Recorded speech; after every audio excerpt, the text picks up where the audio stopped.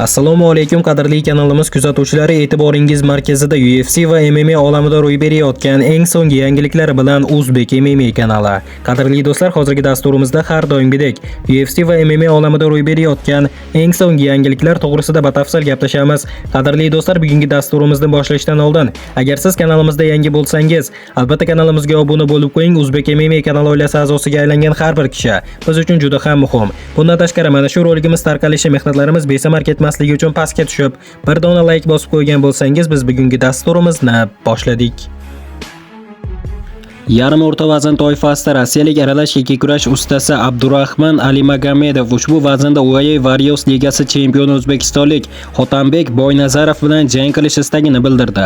UFC Warriorsda bir ajoyib yigit bor. Unda Nurmagomedov MMA maktabiga bog'liq bo'lgan bir narsa bor.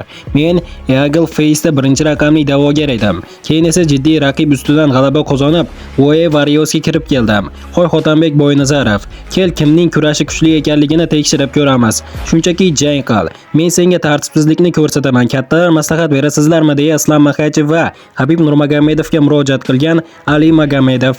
Boynazarov hozircha bu chaqiruvga javob qaytarganicha yo'q. Qadrli do'stlar, aynan siz qanday fikrdasiz? Hotanbek Boynazarov ushbu yigitni mag'lubiyatga uchrata oladimi? Albatta shaxsiy fikrlaringizni kommentariyada yozib qoldiring. Barcha fikrlarni o'qib chiqaman. Yarim o'rta vazn toifasida o'zbekistonlik UFC jangchisi Bogdan Guskov bo'lajak raqibi Nikita Krylov haqida va nihoyat gapirdi. Krylov yuqori saviyadagi universal sportchi, u tajribali sportchilar bilan juda ko'p jang qilgan. Jang qilishni yaxshi ko'radi. Nikita tezda jang atmosferasiga kirishib keta oladi. Krylov men uchun faoliyatimdagi eng katta chaqiruv, dedi Bogdan Guskov.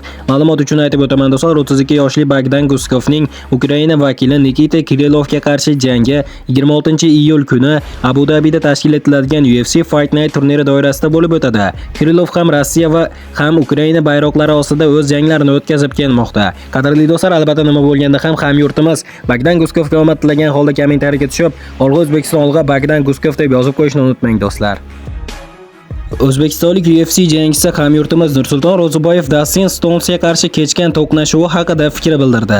Jang reja bo'yicha ketmadi, lekin yutganimdan xursandman. Birinchi raunddayoq hammasi o'zgarib ketdi. Raqibim menga hech qanday surpriz tayyorlamagan ekan. Faqat jangni qabul qilgan paytimda bitta xavfli zarbasi borligini payqagandim. Bilmadim, nimagadir o'sha zarbaga to'g'ri kelib qoldim. Boshqa yangiliklar ko'rmadim, lekin zarbalarimni ko'tardi, dedi Nursulton Ro'ziboyev. 19-may tongida bo'lib o'tgan bellashuvda Nursulton Ro'ziboyev germaniyalik vakili Dustin Stonesga ochkolar hisobiga ko'ra mag'lub etgandi. Qadrli do'stlar, hozirgi qisqa dasturimiz xuddi mana shu yerda o'z yakuniga yetdi. Videoni oxirigacha ko'rganlarning barchasiga kattakon rahmat. Video yoqqan bo'lsa like bosishni unutmang. Keyingi dasturlarimizda ko'rishguncha xayr, o'zingizni ehtiyot qiling. Uzbek MMA kanalimizdan uzoqlashmang. Tez orada ko'rishguncha do'stlar.